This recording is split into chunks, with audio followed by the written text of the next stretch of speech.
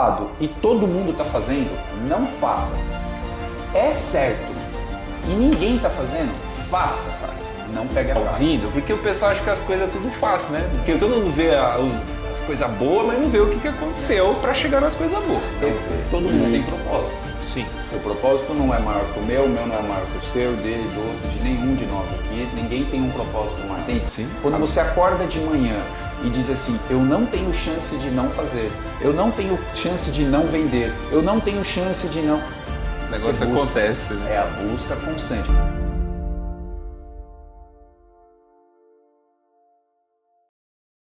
Seja muito bem-vindo ao podcast O Código. Eu sou Stefano Polidoro e aqui eu trago convidados muito especiais, gente para somar na sua vida, de alguma forma, em alguma área. Hoje eu trouxe o Fábio Coelho, é um parceiro meu, um amigo.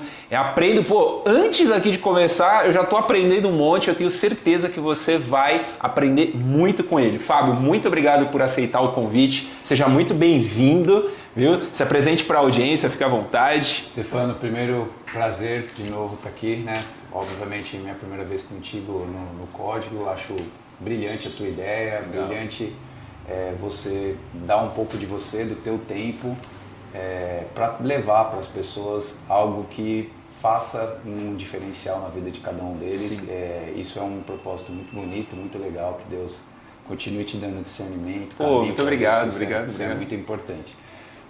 Prazer estar aqui com todos vocês, oportunidade nobre. Eu sou o Fábio Coelho, tenho 47 anos.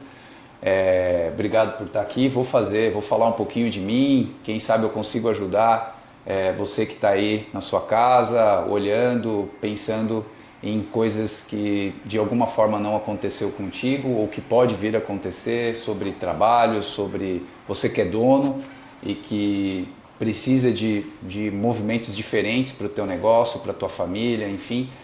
A conversa aqui vai ser bem aberta, com certeza vai acontecer de surgirem oportunidades de você capturar o que aconteceu na minha vida, e eu amo tudo que eu faço, até onde eu cheguei, e eu só cheguei porque a minha base foi Cristo, foi Ele que me preparou, meus ouvidos começaram a ficar cada vez mais atentos e meus olhos para aquilo que Ele preparava para mim. Isso é interessante. Vai ser uma honra estar aqui com vocês. Desde adolescente, sempre com essa visão. Exatamente.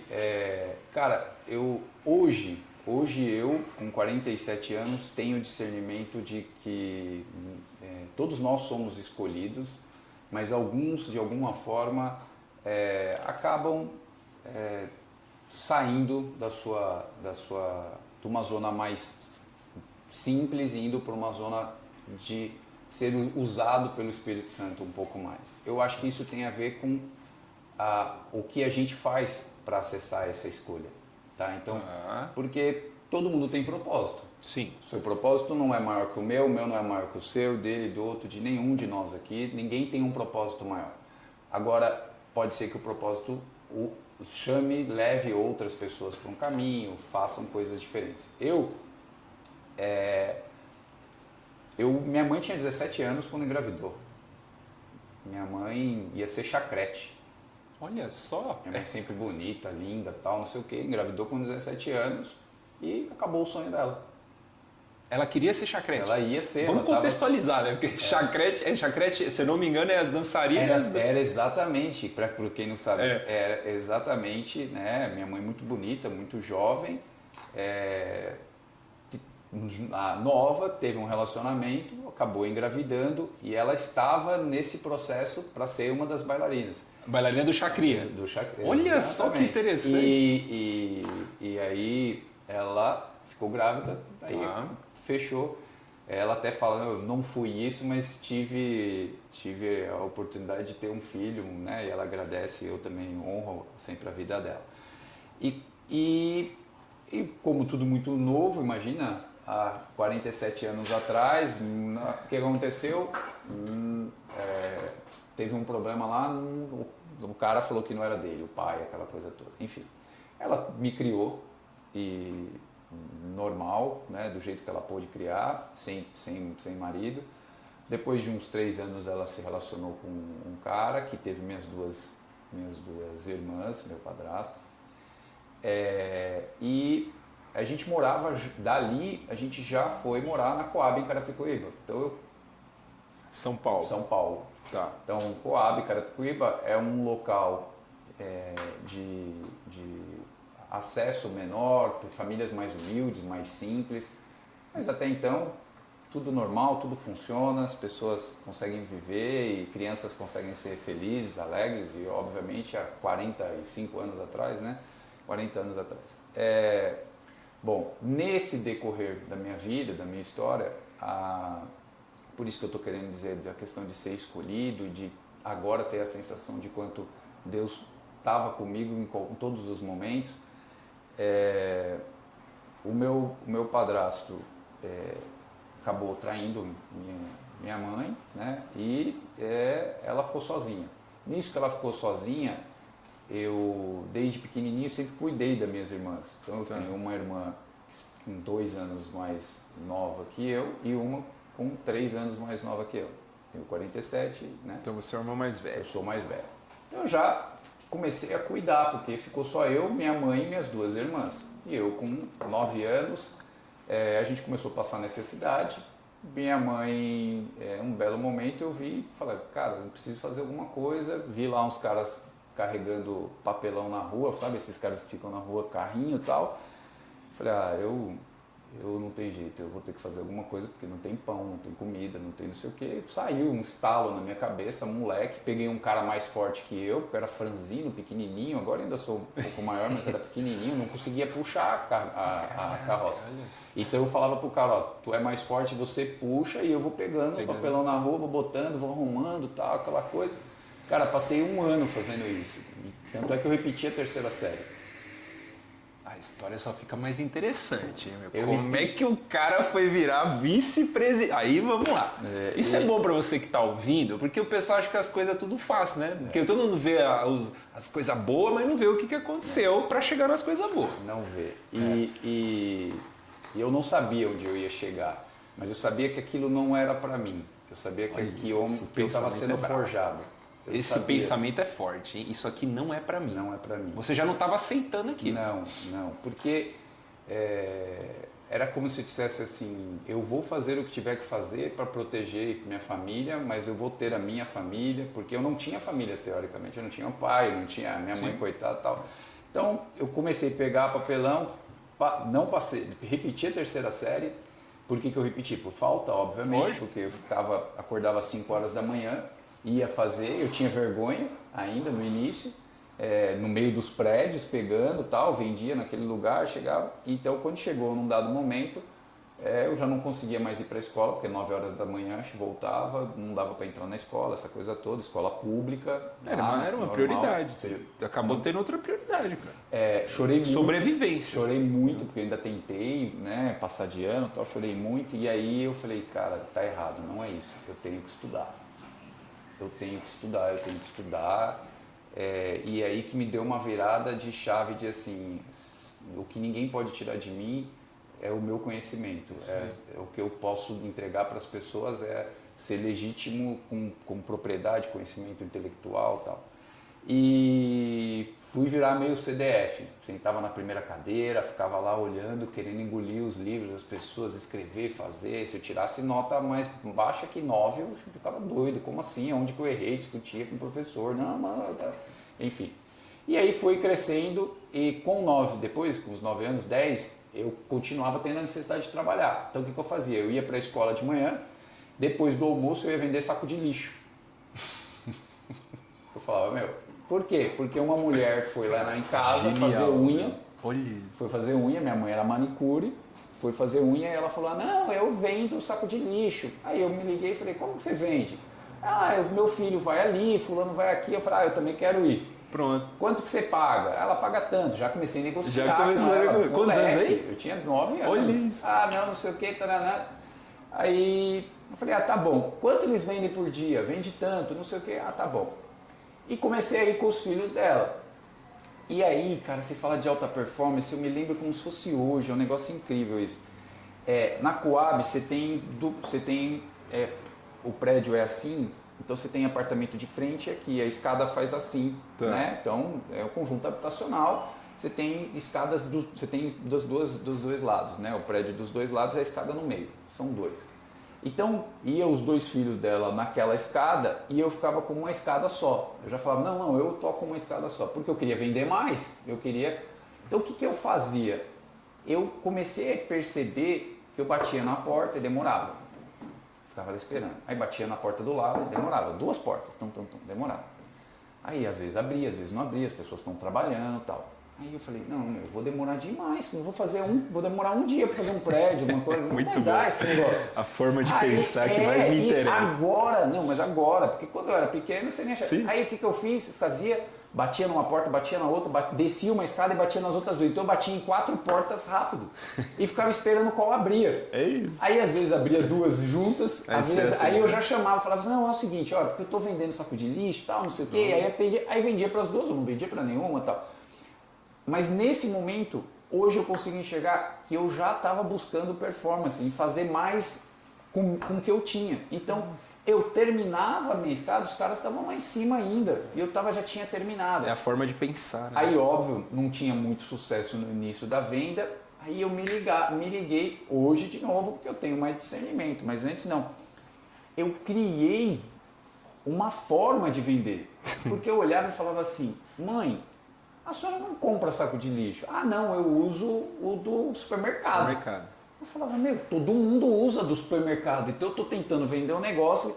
Aí mas por que a senhora não compra? Ah, porque a gente não tem dinheiro, acaba usando de lá, mas o do supermercado é ruim por causa disso. Ah, e esse aqui é melhor, porque ele é maior, cabe num negócio, tal. Eu falei, tá. O que eu fiz? Peguei já todas as objeções que minha mãe tinha dado, tudo que era de melhor. Cara, eu batia na porta, o pessoal, não. Então eu falei assim, você usa de supermercado, não é? Mas o de supermercado é ruim por causa disso, não sei o quê. Cara, comecei a vender. Muito bom. Moleque, comecei a vender. Muito boa. E aí você começa a vender. E aí vendia, ganhava um dinheiro legal. Vendendo saco de lixo. É isso aí. E aí fiz 9, com 10, 11 anos vendendo, fazendo isso. Aí eu percebi que eu era um cara para negócio. Por quê? Eu tinha que cuidar das minhas irmãs, minha mãe tinha que sair para fazer unha num lugar ou outro, então eu cuidava delas. Um belo momento, eu falei assim, já sei o que eu vou fazer. Quando eu saía para brincava de bolinha de gude, sabe aquelas bolinhas e tal? Eu era bom, cara, em bolinha de gude. Eu era péssimo em empinar pipa, mas em bolinha de gude eu era bom. O que eu fazia? Eu ganhava muito dos meninos. E aí, eu tinha lá, tinha várias lojinhas, na Coab tem padarias, aquelas coisinhas tudo juntinho, não sei o que, tinha uma lojinha de papelaria e aqueles potes de bolinha de gude bonita, grandes, pequenas. Você tá falando, eu tô voltando no tempo aqui, lembrando quando eu jogava bolinha de gude. Mas olha só, aí quanto custa a bolinha? Custa, sei lá, R$1, não era isso porque era o RV, sim, aquelas coisas de cruzeiro e tal, mas custa tanto, 5 bolinhas, 10 bolinhas, e essa aqui colorida, custa mais. Já tinha preço segmentado ali e eu nem sabia disso. O que eu fiz? Comecei a ganhar, eu lavava as bolinhas, botava num saquinho plástico e vendia para os próprios meninos que eu ganhava. Caraca, você ganhava a bolinha de graça e vendia com preço. O cara é gênio. Então eu ganhava e vendia saquinhos. Aí quando eu tinha muita e não tinha ninguém mais para comprar, porque os meninos não tinham Você já dinheiro, tinha um marketplace de bolinha de gude. Você não injetava o capital, pegava do cara. E pensa que em um dado momento eu vendia, então, menino vendendo para menino, fala, mãe, o filho da Augusto tá vendendo bolinha mais barato que a lojinha. Vai lá e compra nele. E vai comprando e fui fazendo. Tá tudo bem. Chegou um momento que, sei lá, as mães falaram, chega de comprar bolinha de gude. Aí eu tinha bolinha, porque eu vendia, jogava, ganhava de volta. Fazia lá, eu jogava, ganhava. O melhor negócio do mundo é esse. O cara não compra bolinha, ele vende a bolinha do próprio cara que perdeu pra ele a bolinha. Ele comprava várias vezes, porque a criança queria brincar. Genial isso. Só que aí chegou um momento que ninguém mais queria comprar e eu queria jogar bolinha de gude. Você queria vender as bolinhas de gude pros meninos? Eu queria brincar como moleque, eu queria brincar e tal. E aí eu começava a fazer aquele aleluia, lembra daquelas coisas que você jogava na rua? Jogava um monte, né? Então eu falava, hoje eu vou só jogar, pra ter alguém pra brincar de bolinha de gude comigo. Então a infância... Que história surreal, essa da bolinha de gude. E aí você fala assim, puta, então... E aí você tinha quantos anos? Tinha 11 anos. 11 anos, então você tava vendendo saco de lixo, aí passou pra bolinha de gude, sempre empreendendo, né, meu amigo? Aí comecei a falei assim, aí comecei a poder ficar na rua um pouco mais, longe, né? Aí os caras começavam a empinar pipa, aquela coisa. Aí eu falei, meu, quanto custa o pipa? Custa tanto. Aí ninguém gostava de fazer rabiola, não é? Puta, era chato, né? de fazer. Chato fazer O que rabiola. eu fazia? Pegava os sacos de lixo de supermercado mesmo, cortava tudo e vendia um monte de rabiola. Porque Já vendia pronto já. Pronto. Então, ó, você quer rabiola de um tamanho é tanto, necessidade. E os caras iam lá em casa comprar rabiola. Aí eu falei, bom, mas eu posso vender rabiola e o pipa, porque agora eu tenho dinheiro, então eu fui lá e comprava o bambuzinho, a folha, fazia o pipa, cara, e vendia. Então, a minha história já era em ver negócio nas coisas, e eu não sabia disso. Então, quando você faz o exercício aqui de lembrar de onde você saiu e como a sua jornada, como é que Deus estava te forjando a fazer coisas que muitos não queriam fazer, mas que você achava o máximo fazer. E nem pensavam, né, Fábio? Olha você, olha a visão que você tinha da bolinha de gude, você tinha a visão lá a maioria das crianças não tem essa visão, né? Não. Você tava falando, eu lembrei, eu já cheguei a vender, eu lembro que era pão de mel ou bombom na escola também acho que exatamente. Com 10. Tipo, o pessoal comia, eu vendia. Então, na minha cabeça eu queria fazer dinheiro com aquele negócio, mas com 10 anos já, igual você. Então, e você ainda, olha, interessante, você pega a responsabilidade para você. E todo momento que você falou, pô, eu tenho que cuidar das minhas irmãs, eu tenho que cuidar. Sim. Isso é autorresponsabilidade, você não terceiriza a responsabilidade. Não, nunca. Isso já mostra tudo por que você chegou onde você chegou e por que vai continuar crescendo. Forma de pensar. Eu fui criando isso, cara, de uma forma de você olhar assim, eu tenho que me proteger, eu tenho que estar preparado, eu tenho que estar apto. Por quê? Porque o mundo lá fora, como as pessoas estão tratando as coisas. E eu não tinha ninguém. Você vai falar assim, o que eu mais aprendi é que eu uso uma frase para minha vida. Essa frase é a busca constante pelo sim. Busca constante pelo sim. Eu não tenho alternativa de não trazer, de não fazer. Eu não tinha. Você entende? Sim. Quando você acorda de manhã e diz assim, eu não tenho chance de não fazer, eu não tenho chance de não vender, eu não tenho chance de não... O negócio acontece, né? É a busca constante. Você cria, Deus prepara você para buscar, abre sua cabeça, seus olhos, você começa a ver coisas, e aí você fala assim, e como foi tudo isso? Vendo um monte de gente fazendo coisa errada, porque era num ambiente, um ambiente hostil, um ambiente onde, se você fala assim, Fábio, e aí, seus amigos? Eu acho que dos 50 que eu já joguei bola lá naquela época, que fazia aquelas coisas, de todos esses caras, sei lá, deve ter uns 5 vivos. Porque todos foram para outro caminho. Né? Todos os outros escolheram atalhos que eu não escolhi, que esses outros meus 4, 5 amigos também não escolheram. Percentualmente é bem pouca gente. Cara, né? É muito pouco. Então 10% seguiu o quê? Seguiu fazer o certo mesmo que ninguém estivesse fazendo. Eu falo para as minhas filhas até hoje, papai tem algumas coisas que quer deixar para vocês. Uma das coisas é, se você estiver vendo que todo mundo está fazendo, que é errado, é sempre assim, é errado e todo mundo está fazendo, não faça. É certo e ninguém está fazendo, faça. Não pegue atalho. Porque o atalho pode ser uma visão do sucesso de curto prazo, mas ele vai te quebrar. Isso é forte. Ele vai te quebrar. Isso aí é forte. E foi assim que eu vivi num ambiente onde tinha muita droga, muita gente fazendo errado, roubando placa de carro, fazendo isso, fazendo aquilo. Então eu via as pessoas tendo comida, roupa, não sei o que, fazendo errado. E eu não tendo, fazendo certo. Então eu falava assim, cara, então fazer certo pra quê? Se todo mundo tem acesso fazendo errado. Eu fazia certo. E eu percebia que o fazer certo me dava legitimidade com os adultos.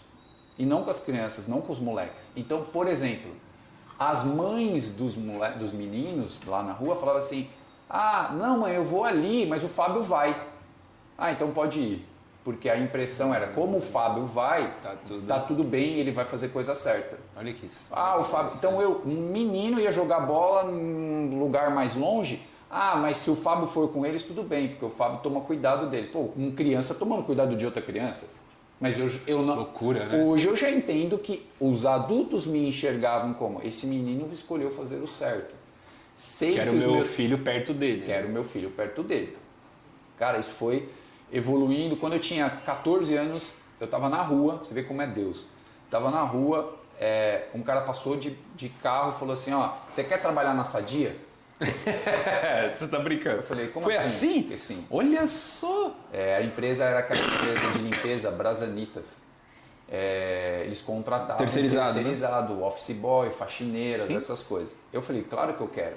Então tá, daqui 2 horas eu passo aqui, junto a quantidade de moleque que você quiser, pra gente ir lá fazer os testes, porque tem um monte de vaga na Sadia.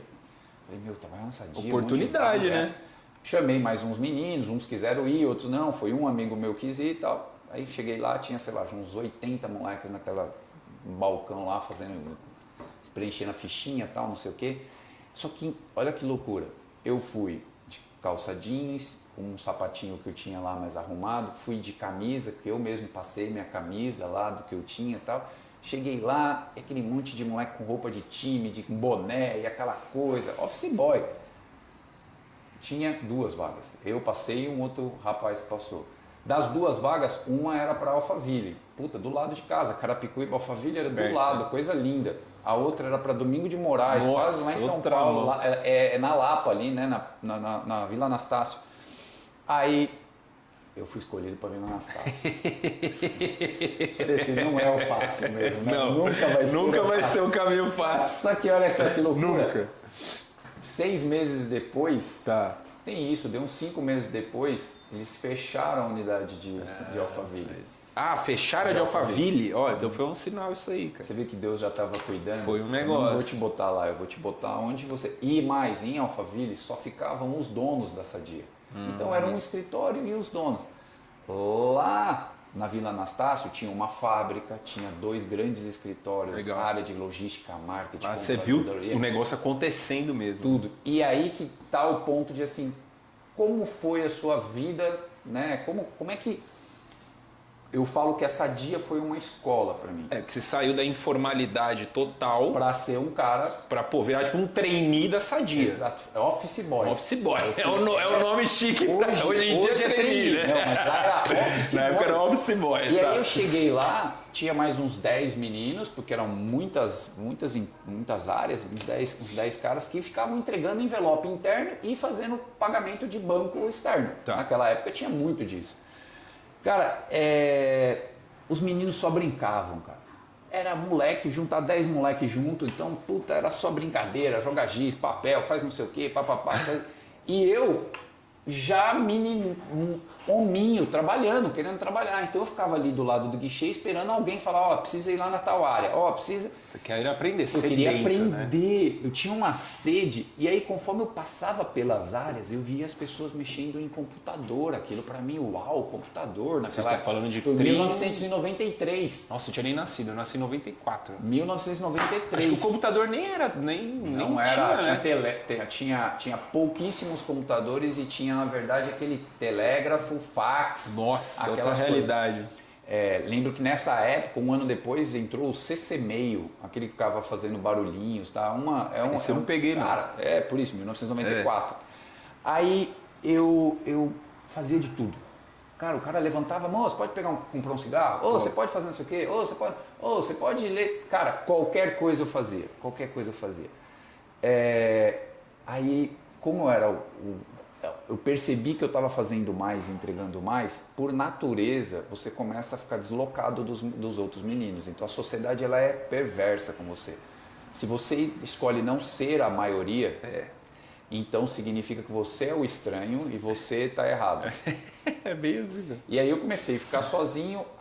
Eu lembro até hoje, era uma senhora, Dona Oneide, ela falou assim, Fábio, eu vou te colocar para ser... o cara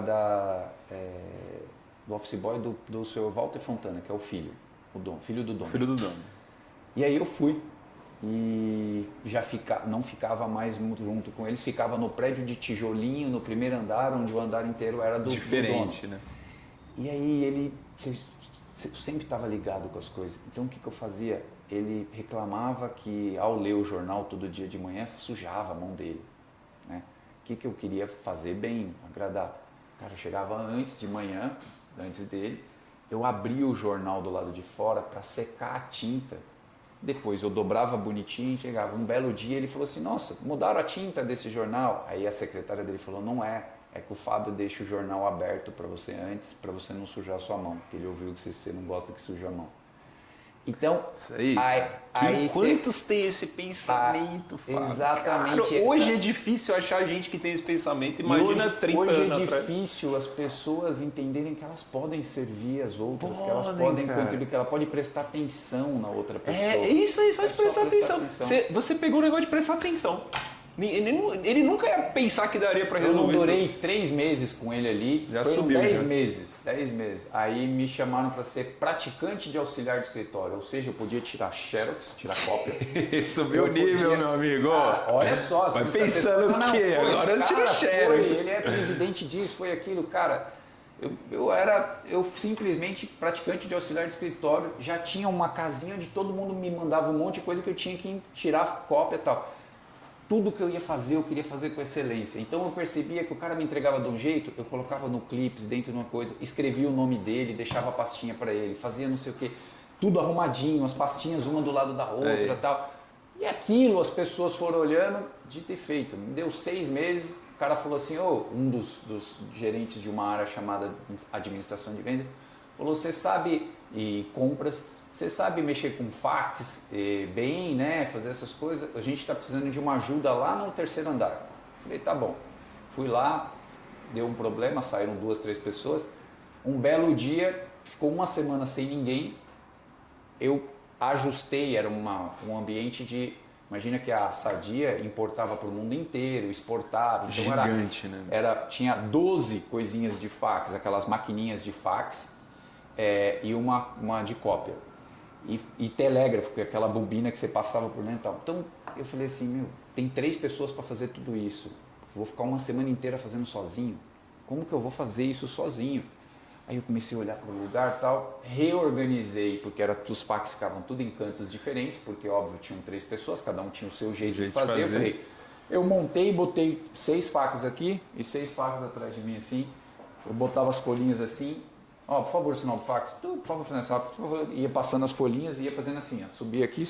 Otimização de processo. Cara, né? eu já estava otimizando o processo. Sem saber, né? Aí o cara falou assim, a gente não precisa mais de 3, só precisa pronto. de 1. Ó o odiado dos amigos ali. Ficou eu lá. Cara. Aí veio um e-mail, começou a acessar e-mail, começou a fazer isso. E aí eu comecei a perceber que fazer mais do que as pessoas estavam olhando e precisando era muito diferente do habitual, não era todo mundo que fazia. A ineficiência, né? Você melhorar a ineficiência de processos, poucas pessoas pensam em como melhorar, como deixar mais eficiente. E essa cabeça que você falou muito bem, você falou assim, olhar para o problema, arrumar processualmente, isso... Eu não sabia que eu estava olhando, cara, eu era um menino. É a forma de pensar, você está resolvendo o seu ali. Eu tinha 16 anos. Você pensou, 3 fazem isso, agora só eu tenho que fazer. Como?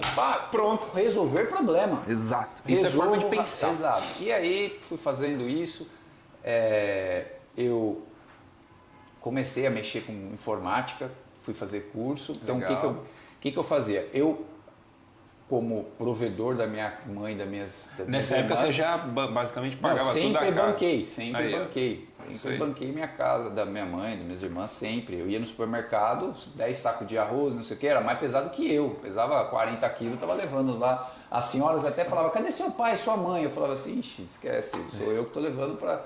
E aí, eu cuidando da minha mãe, das contas da casa, não sobrava muito dinheiro.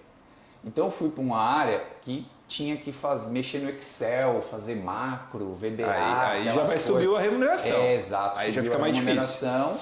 Eu comecei a ganhar um pouquinho mais e eu comecei a pegar o trabalho das outras pessoas. Falava, não, tem que fazer essa análise, deixa comigo. Por quê? Porque eu ficava trabalhando até mais tarde para eu começar a fazer. Então, aí você já tinha 16 anos, já tinha terminado a escola? Aí então, já? eu estava terminando. Aí faltava um dia e no outro. Ia trabalhar muito de sábado e domingo. Aos sábados e domingo trabalhava muito. Por quê?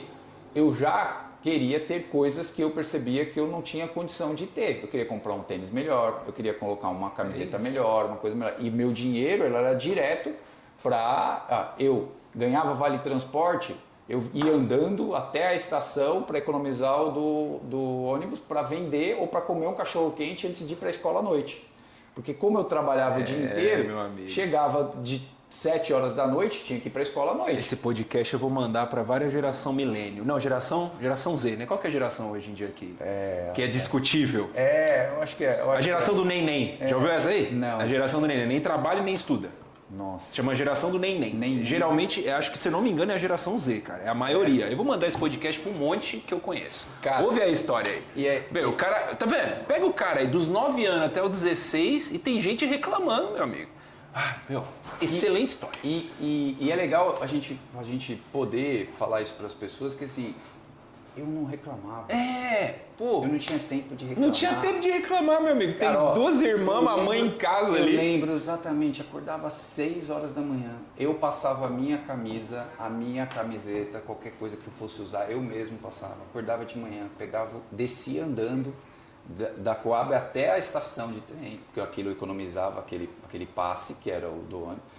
Porque eu já sabia que aquela grana eu podia ou comer um cachorro quente na volta, porque eu trabalhava o dia inteiro, quando dava 6 horas da tarde voltava, às 7 tinha o cara do cachorro quente, eles aceitavam o passe, como pagamento. Então eu falava, puta, eu tô com muita fome, eu pagava para outras pessoas que às vezes estavam ali, já tinha um coração bom, tinha generosidade, já tinha nisso, cara, naturalmente. Fazia, beleza, vendia pro próprio cara para levar o dinheiro e falar, mãe, compra as coisas no supermercado, e ia para a escola à noite, 11 horas da noite, chegava em casa, dormia e ia trabalhar no outro dia. Aí aos sábados, tem hora extra? Vou fazer hora extra, ficava fazendo hora extra.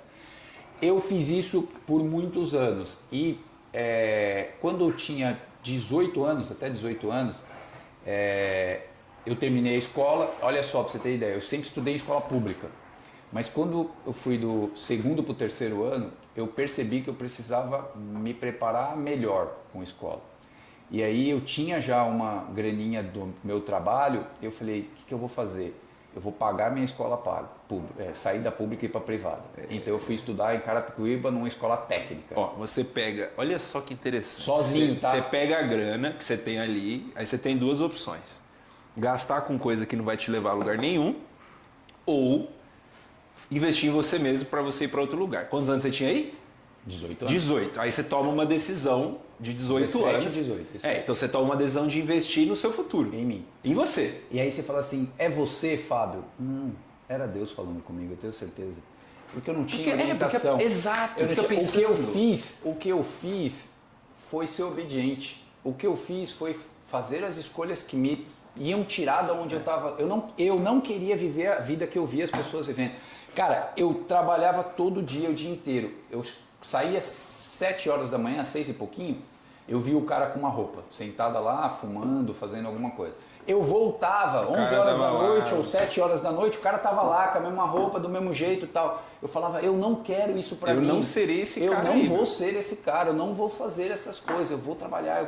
Então, trabalhar, na verdade, era como se eu estivesse se divertindo. Você está se libertando, Eu estava me divertindo. Eu também sempre enxerguei o trabalho como algo que está me libertando. E fazendo. Da vida que eu não quero. Que eu não quero. E aí, eu comecei, eu lembro como se fosse hoje, estava num domingo trabalhando muito até lá, tal, não sei o quê, e um dos caras que eu nem conhecia, que eu vou falar sobre ele aqui, legal, que é o Sidemar, que depois virou meu padrinho de casamento, enfim, é um amigão meu, um irmão. Eu simplesmente, ele falou assim, você tá aqui, o que você tá fazendo? Esse monte de computador ligado. Eu falei, todos esses computadores ligados, eu deixei programado para atualizar todos os gráficos que o Walter, que era o dono, vai fazer a análise toda segunda-feira de manhã. Que é o dono, mas os diretores na época faziam tal. Eu era um molecão ainda. Aí ele olhou e falou assim, ele já se ligou, falou assim, esse moleque é alto potencial, é diferente. Porque na hora ele me tirou daquele departamento, colou do lado dele e falou, a partir de agora você vai viajar o Brasil inteiro comigo para implementar coisas no Brasil. Isso que você está fazendo, nós vamos implementar modelo de remuneração, sistema, projeto, processos, não sei o quê. Comecei a andar o Brasil inteiro com esse cara, um cara crânio, inteligente, aprendeu demais para informação, financeiro, falar, um cuidado com gente e tal. E eu trabalhando. Conheci o Brasil inteiro em 3 anos, assim, nós viajamos, eu conheço todas as capitais, que nem viajava muito. Trabalhava até de madrugada, ele também e tal. E beleza. Um dado momento eu falei assim, cara, eu preciso fazer faculdade. Aí prestei USP. Passei na USP em matemática.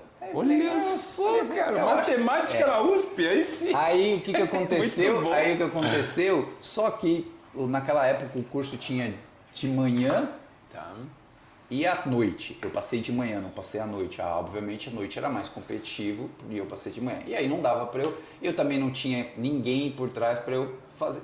Demorei muito até me formar e me formei depois em administração, gestão, enfim. Por que eu estou falando de Sadia? Porque a Sadia foi uma vitrine e uma oportunidade de eu aprender. A escola do mundo, da vida, para mim, foi ali. Então, assim, você aprendeu, cara. Olha só, e logo depois disso, eu fui implementar essas coisas, eu virei assessor de um diretor de marketing e vendas. Da Sadia. Que era o diretor global da operação, e esse cara respondia para o diretor de marketing lá, Roberto Banfi e tal, uns caras. É um italiano, falava francês, inglês, italiano. Você virou assessor do cara que era global. Exatamente, estava lá com ele. E aí, eu gostava de jogar bola. Essa história é boa para jogar bola. Sempre joguei muito bem em futebol, jogava bola, brincava, tal, não sei o que, jogava na própria Sadia. E o próprio dono, mais outros caras falaram, meu, menino, vai tentar jogar futebol, porque, né, por que você não tenta, não sei o que. E eu era muito responsável, sempre fui. Então eu tinha o dinheiro todo mês da minha família para eu levar para minha mãe, minhas irmãs, enfim. Só que eu fiz a conta, o meu fundo de garantia de 10 anos de empresa que eu já tinha ali, era o suficiente para eu tentar e ficar um ano sem precisar trabalhar. Então eu falei, bom, se eu sair da empresa, eu tenho pelo menos 10 meses de... burn rate, exato, de caixa ali. De caixa para pagar. Fui jogar bola. Por que eu fui jogar bola? Fui jogar bola porque eu falei, eu não quero ser um velho que quando eu chegar com 60 anos possa até ter sucesso, mas eu vou estar extremamente frustrado por falar, mas e se eu tivesse jogado bola? E se eu tivesse viajado? Se eu tivesse? Eu falei, cara, eu não tenho chance disso, eu não vou fazer, eu vou jogar bola. Saí para jogar bola, tentei, profissionalizei no Chapecoense, fui jogar lá. Você jogou no Chapecoense? Joguei lá. Essa é muito jogar bola. Do nada, o cara tá na Sadia, vai pro Chapecoense. Desiste de tudo e vai buscar o seu sonho. É isso aí. Fui, busquei, fiquei um ano, não deu certo, voltei para Sadia. Como é que foi essa volta aí? A volta foi muito engraçado, que foi o seguinte, quando eu voltei... Porque eles te incentivaram, Eles me incentivaram a sair, a porta ficou aberta. Legal. Por que Deus tem tudo preparado, né? Quando eu saí e fiquei esse período todo, quando eu cheguei no último, eu saí em novembro de 2000 e voltei em novembro de 2001. Tá. Exatamente, eu já não tinha mais dinheiro, aí eu já estava namorando com a minha esposa, que hoje é minha esposa, e acabou o dinheiro. E aí eu me peguei falando assim, Deus, se não era para eu jogar bola, lembro como se fosse eu, sentado na Coab, na frente da porta lá, falando assim, se não era para eu jogar bola, por que você me deixou sair? Hoje eu sei que, na verdade, eu não perguntei para ele se eu deveria sair. Eu não perguntei se ele deveria. Você tem que sempre perguntar a Deus. Aqui tem um ponto importante. Nunca faça você e depois culpe a Deus. Você tem que primeiro perguntar para ele. Essa eu vou anotar. Nunca coloque. O seu sonho só vai virar realidade se o seu sonho for o sonho de Deus para você. Então não faça você o seu sonho e depois culpe Deus porque que não deu certo. É o que a maioria de nós fazemos. Eu fui buscar meu sonho, mas você não perguntou para Deus se esse era o propósito que ele tinha na sua vida. Você simplesmente alterou. Não, agora é igual comprar carro.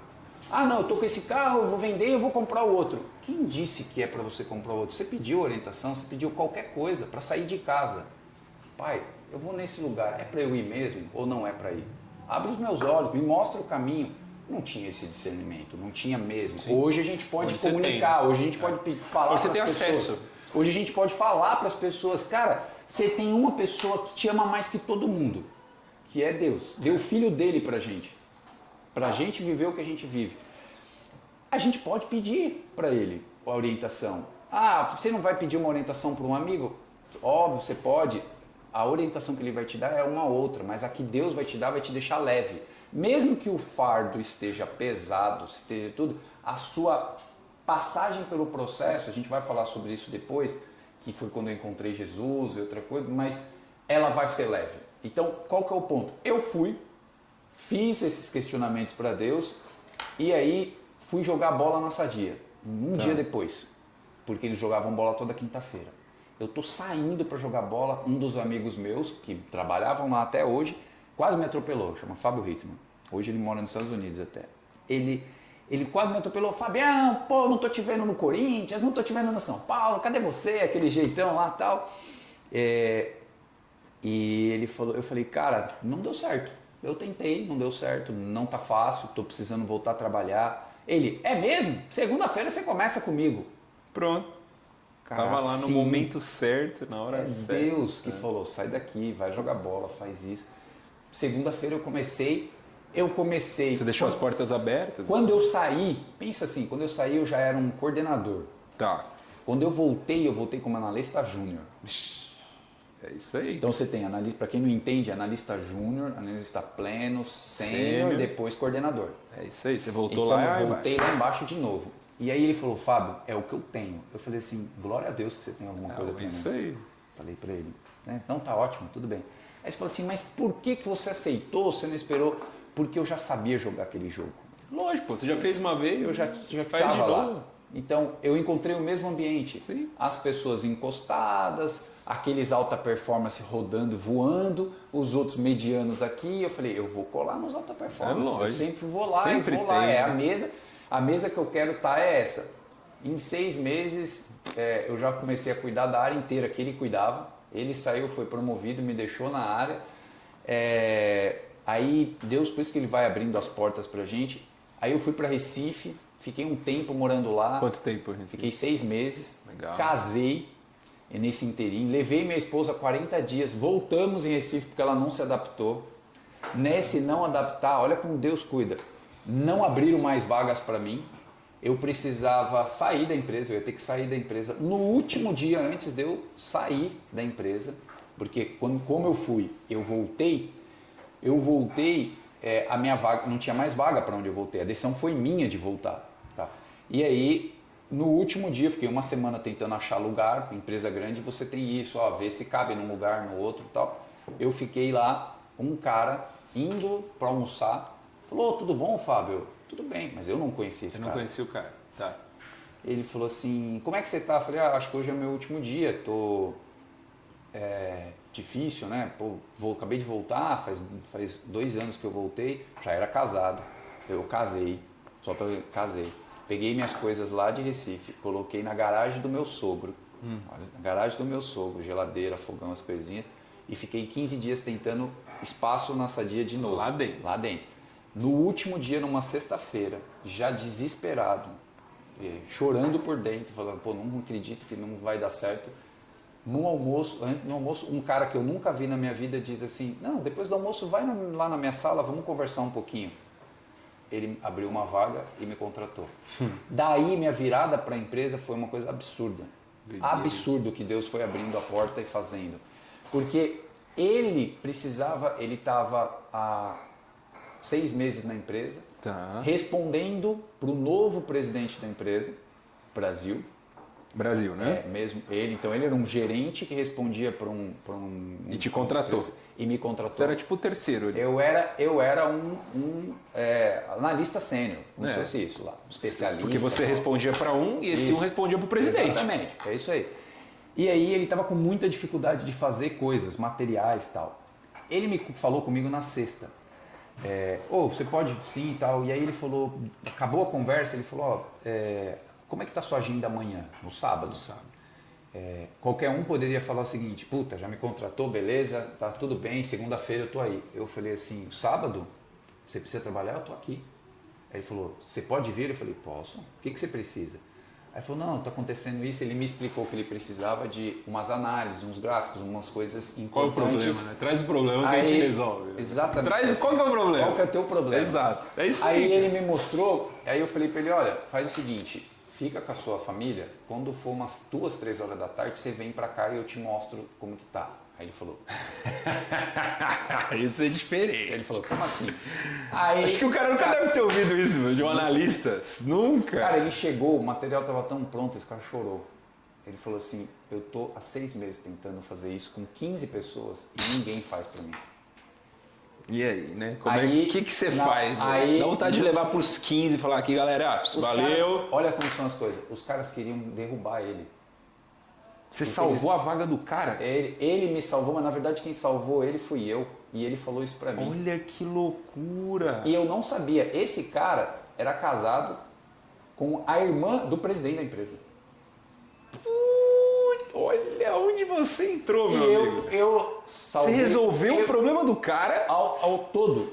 Porque aí eu fiquei mais 2 meses fazendo várias coisas, arrumando. Ficou claro que as pessoas estavam querendo. Reestruturaram a área dele lá de novo.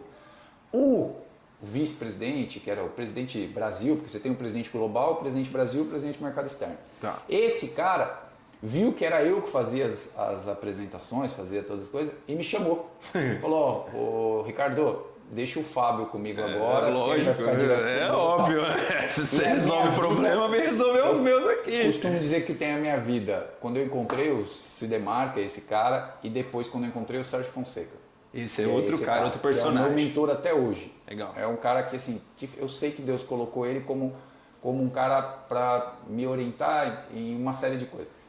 Cara, a gente voou, porque esse cara tinha acabado de chegar na empresa e tinha que fazer um movimento que ninguém sabia como fazer. Então foram 3 anos dos maiores resultados da Sadia com implementação de que hoje chama de go-to-market, canais, marca, GTM, né? GTM, todas essas coisas. Nós fizemos no Brasil inteiro. Que legal. E aí eu já falava de igual para igual em convenção com 1000 pessoas. Eu subia lá, Fábio falava assim e tal, não sei o quê. E eu falei, caramba. E um belo dia eu freguei para ele. Eu falei, Sérgio, eu quero ser o diretor de vendas. Eu quero ser um cara de vendas também, porque eu vejo esses caras fingindo que faz. A gente vai lá, ensina DRE para os caras, cara ensina precificação, faz não sei o quê. Desenha o sistema, ninguém executa. Aí ele falou assim, você não tem legitimidade, você tem o seu telhado é de vidro. Você só vai conseguir ser isso se você um dia carregar a pastinha. For lá embaixo e fazer aquilo que você está falando que é fácil fazer.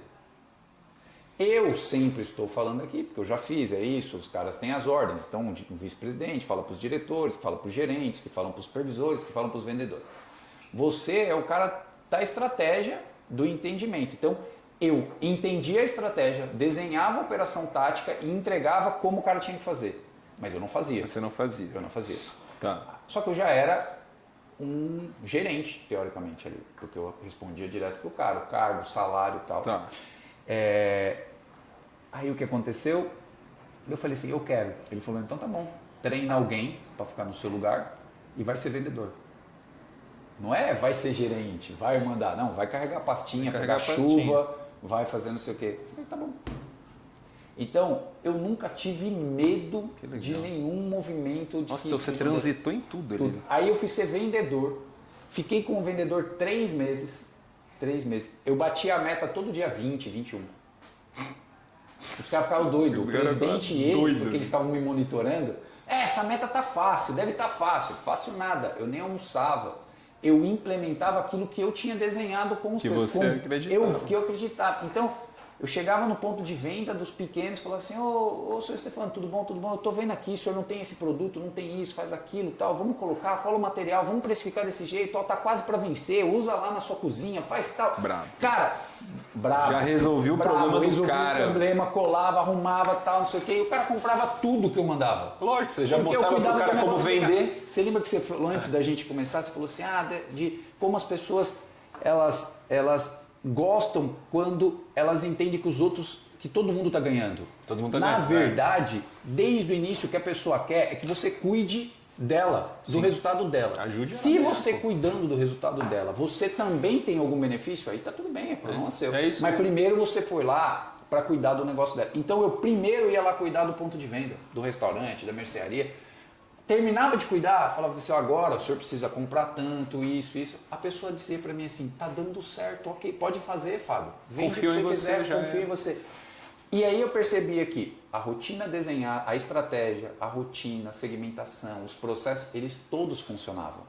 O problema é que você tinha que ter gente com atitude, para executar, líderes com atitude para fazer. Logo eu virei supervisor, comecei a fazer reuniões com os vendedores, depois eu virei o gerente e a minha filial era a mais lucrativa. Por quê?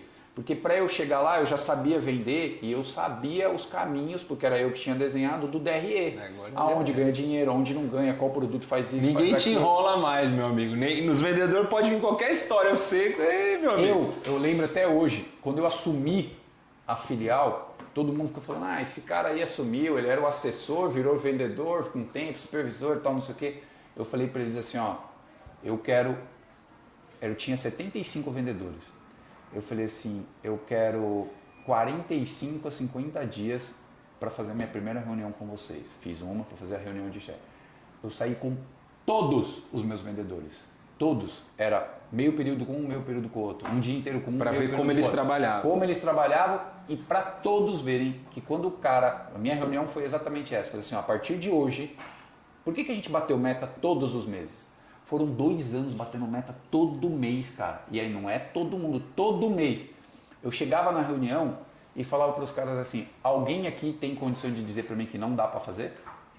Por quê? Porque eu andei com todos os caras dizendo assim, a gente só não tem opção de fazer quando Deus falar pra gente, tchau, vou te levar embora. Então dá para fazer, você vai fazer, dá para fazer assim, assim. E aí todos eles olhavam e falavam, precisa crescer mais clientes. Vamos fazer desse jeito porque o Stefano fez daquele jeito quando eu saí, porque o João fez daquele jeito, tal jeito. Então eu não falava que eu fazia, eu falava que eu tive com quem fazia muito bem e chamava o cara para ele falar para os outros. E as pessoas começavam a ter vergonha de não fazer, porque ela falava assim, quando eu tô com o cara, ele me ensina, me mostrou a fazer. E quando ele vai expor, ele diz que fui eu que fiz, não fala que foi ele. Legal. Então já era um modelo de liderança que inspirava eles de estar fazendo com eles e não dizer que era eu que fazia, era eles. Cara, e foi rodando. O que aconteceu? Isso era 2007, 8, 9, 10. Em 2010, como eu falei,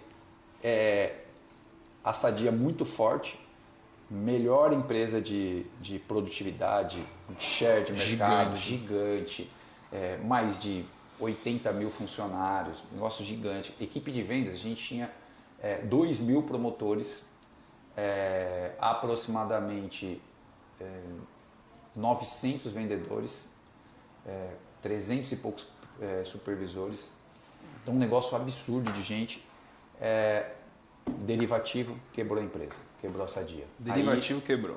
Investiu errado. Investiu, botou dinheiro em câmbio aumentou, quebrou a empresa. E aí veio o tal do movimento virar Sadia e Perdigão virarem a BRF. Perdigão viu oportunidade. Viu oportunidade, eu brinco que a Coca-Cola, a Pepsi comprou a Coca-Cola. É isso aí. Juntar Corinthians e Palmeiras, porque a gente brigava o tempo inteiro nesse negócio. Então, acho que era inimaginável nessa época, né? Perdigão e Sadia. Teve briga em ponto de venda, teve um monte de coisa, porque as pessoas eram apaixonadas, cada uma delas pelas suas empresas. E eu aprendi que, Stefano, é muito bom você ter concorrente bom. É muito bom, porque esse cara te faz acordar todo dia mais cedo, esse cara te faz olhar diferente. Quando você estabiliza achando que você é o bom, quando você menos espera, você deixou espaço para um cara muito melhor que veio vindo e olhando você, depois você não consegue recuperar. Isso é interessante, né? É bom você ter concorrente bom. É bom. Para você ser melhor. Para você ser melhor. Porque aí você, de forma sustentável e consistente, você mantém o seu negócio.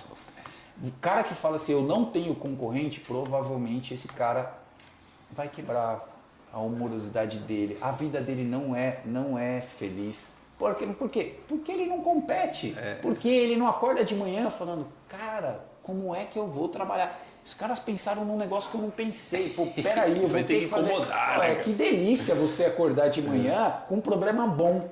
Eu sempre falei, isso é problema bom. Sim. Tem alguém fazendo melhor, vamos fazer tal. Muito bem. Derivativo, BRF, eu estava como gerente do estado de São Paulo, e aí eles falaram, ó, precisamos de os melhores, pessoas mais qualificadas da Perdigão e pessoas mais qualificadas da Sadia para estudarem os processos comerciais, fizeram a mesma coisa na indústria, a mesma coisa no marketing. Todos os processos. Né? Para ver qual o processo de um lado e do outro, se a somatória dos processos qual ficaria melhor. Esse é um processo de fusão. Fusão é você fazer com que tudo que essa empresa aqui tem e mais essa empresa tem, qual dos dois processos são melhores ou se existe alguma coisa no mercado melhor do que o que os dois fazem. Se tem sinergia. Sinergia e tal. Muito bem. O que aconteceu? Me chamaram para ser um dos caras responsável pela operação comercial. Legal. Eu tão novo, 30 e poucos anos, 32 anos, era responsável pela fusão de todos os processos comerciais.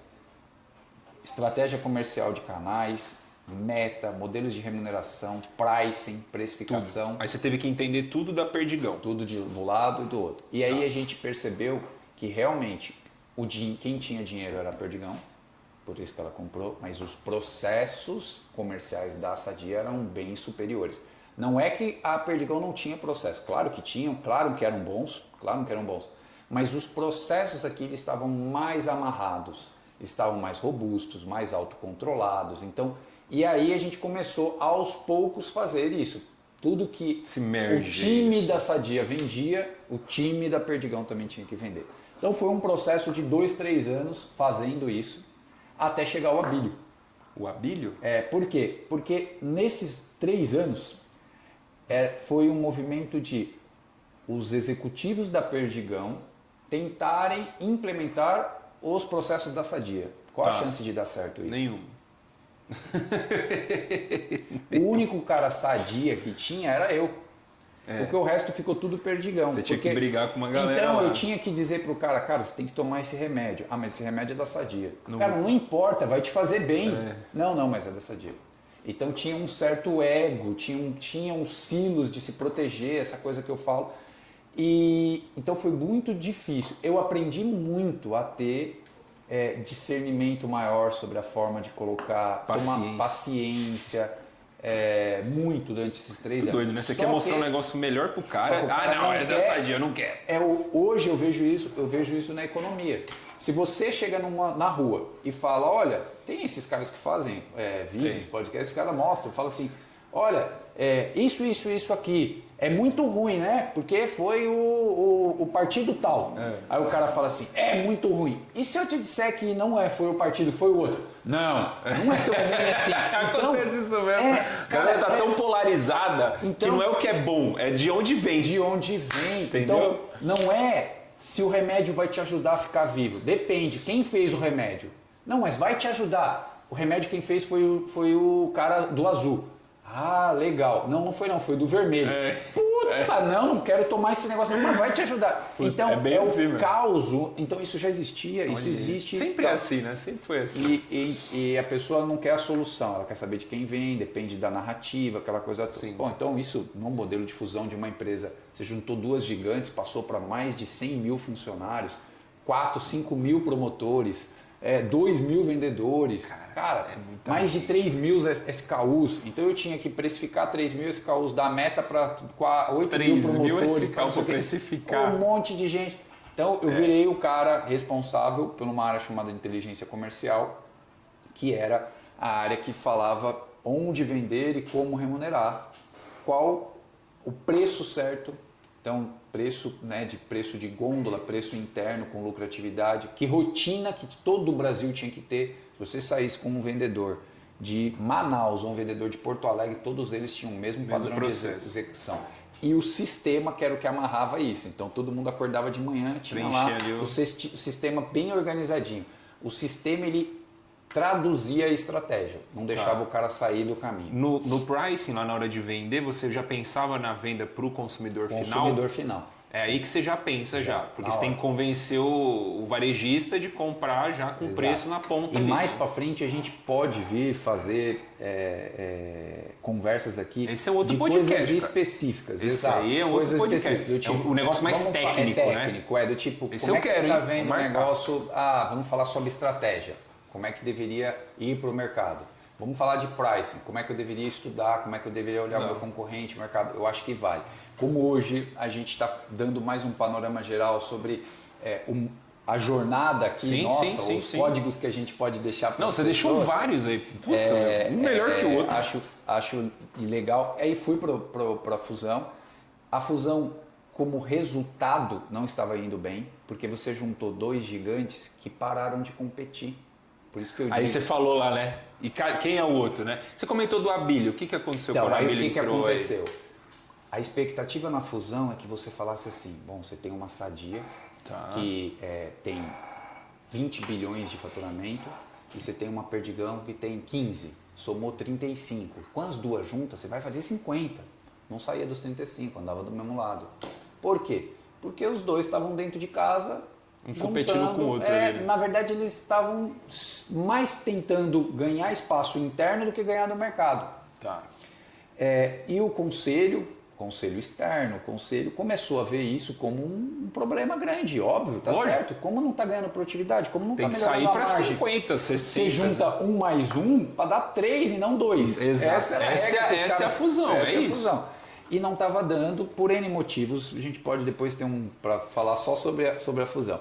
O que aconteceu é que aí veio a Tarpo, que era uma das sócias da empresa. Então a BRF tinham donos, a Previ, a família Fontana, né? Estava bem diluído ali. Exato. A Tarpo ou tal. A Tarpo orquestrou de forma inteligente isso, tudo de forma correta, é assim que funciona. Chamou o Abílio, que comprou também uma boa parte, e eles assumiram a presidência da empresa. Ponto. Resolveu. Nesse momento que eles assumiram, eles fizeram um plano 100 dias. Ou seja, em 100 dias eles iam olhar a empresa inteira, o que processo serve e que processo não serve, que pessoa serve e que pessoa não começa serve. Aí, então, começa o corte, meu Foi, amigo. Exatamente. Você lembra quantos foram cortados? Teve muito corte. Eu hoje consigo dizer que a forma não foi muito boa, mas eles também não estavam muito preocupados com isso, porque o cara queria velocidade. Então, 100 dias para resolver uma empresa de 35 bi. Eles simplesmente cortaram muita gente, tiraram muitos diretores. Que eu me lembro, mais ou menos uns 15 a 20 diretores foram desligados, tudo no mesmo dia. Nossa! Uns 30 gerentes, mais ou menos, se não mais. Só galera alta ali. Só galera alta que eles foram enxugando a companhia e escolhendo os processos que eles queriam implementar. Nesse momento eu fiquei, porque eu apresentei toda a minha área e ao fazer isso o Pedro, o Abílio que assumiu, o Pedro Faria assumiu o mercado externo e o Sérgio Fonseca, que era um desses caras, foi chamado para assumir o mercado interno. Pô, você já tá com o Sérgio ali. E ele me conhecia. Tanto é que quando eu cheguei para fazer as apresentações, o Walter Fontana, que foi o cara que eu abria o jornal, sim, muitos anos depois, então eu estou falando que eu cheguei em 2013 para 1993, 94. Ele lembrava de você? Ele levantou da cadeira, foi lá na frente, pegou na minha mão e falou assim: você ainda está aqui cuidando da nossa empresa? Obrigado por você estar fazendo isso. Olha só. Cara, meio-dia naquele, eu falei assim: puta, o cara teve a hombridade de me agradecer. Ele me paga, eu não precisava me agradecer nada. Né? Então, muito bonito o que ele fez e a forma com que ele tratou. Ele falou: pô, Fábio, fico feliz. E aí todo mundo, né, ficou olhando. Aí eu fiz a apresentação, eles adoraram tudo que estava sendo desenhado e entenderam que tinha muito mais a ver com lideranças que não queriam executar, mas que aquilo podia ter um caminho. Sempre, né? Pessoas, né? E aí eu assumi a diretoria de inteligência comercial para implementar isso com o Pedro, com o Abílio e com o Sérgio. Um plano pra você ter ideia, foi muito legal, porque o Sérgio montou. O Sérgio é brilhante, para mim ele é o cara com mais habilidade de como ir para o mercado, como mover líderes, juntar pessoas com as suas particularidades e fazer as engrenagens rodarem para o caminho certo. Isso, cara, é uma maestria. Nossa, eu pensei nessa palavra. Isso é muito difícil. Cara, é um maestro, Então, e aí eu comecei a ter ainda mais proximidade de como executar um go-to-market, porque aí eu estava com o professor do lado. Se me mandassem para Harvard, eu não ia ver 1% do que eu estava vendo do lado daquele cara, do lado do Abílio, do lado do Pedro. Você teve uma puta oportunidade. Aí, o que aconteceu? Em um ano, a gente ajustou a empresa, foi para os lugares certos, para os canais certos, ajustou portfólio, mercado, logística, tecnologia. Ele botou cada um fazendo, a gente foi fazendo. Foi o maior resultado de EBITDA que a companhia já teve. Foi naquele ano. Pum. Top. Aí, com isso, o Pedro queria fazer um movimento para o mercado externo muito rápido também, que é todo esse go-to-market de como ir para o mercado, como colocar produto, portfólio, material, tal, aquela coisa, conquistar a marca, tal. Ele começou a me levar para os lugares, na Europa, no mercado exterior, Oriente Médio, exatamente. Fábio, preciso implementar, vai comigo, faz o diagnóstico disso, me fala que caminho e eu vou fazendo. E era uma máquina, ele foi fazendo e tal. Numa dessas a gente também teve algumas viagens com o Abílio. E eu conto que tem 2 Abílios e ele falava sobre isso, cara, eu acho que é muito legal isso. Tem o Abílio no Pão de Açúcar, que ele foi um gênio. GPA ali. No GPA, e ele fazer o que ele fez com o Pão de Açúcar foi através do jeito que ele encontrou para fazer, disciplina, cobrar as pessoas como fazer, alta performance sempre, tal. É por isso que o Pão de Açúcar virou o que ele virou, e ele era exemplo dessa disciplina. E depois teve um Abílio professor, o Abílio com cuidados, olhando para o consumidor também diferente, para o cliente, o Abílio com cuidado em deixar legados sobre tudo aquilo que ele já viveu e que ele aprendeu. Isso ele estava na BRF. Então ele sabia muitas coisas, mas ele já estava lá num movimento muito mais de entregar, mas entregar de forma diferente.